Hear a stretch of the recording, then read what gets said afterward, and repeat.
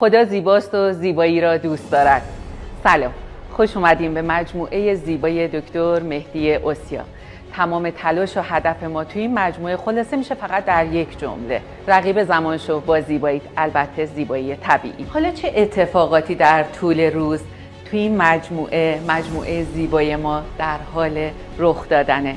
اگه علاقه‌مند به زیبایی، جوانی و جوان موندن هستین، حتما پیج ما رو فالو کنین و ما رو دنبال کنین. هدف ما توی این مجموعه فقط زیباتر شدن شما نیست.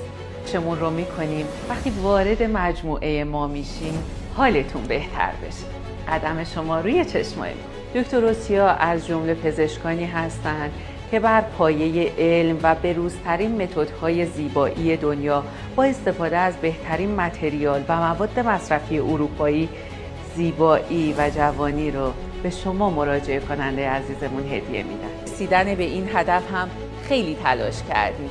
اول اینکه محیط مطب رو جوری طراحی و دیزاین کردیم که شما مراجعه کننده عزیز ما توی این مطب احساس مرکز درمانی بودن یا حضور در مطب بودن بهتون انتقال داده نشه و در محیطی که باعث میشه شما آرامش داشته باشید. تمام سعیمون رو کردیم تا انتخاب افراد خاص و سختگیر باشیم. امیدوارم که در این راه موفق بوده باشیم. و اما یک نکته بسیار مهم: تک تک دخترای زیبای مطب ما با حساسیت ها و وسواس بسیار شدیدی انتخاب میشن. و اما پیشنهاد من به شما اینه که ادامه داستان جذاب مجموعه ما رو خودتون تجربه کنید.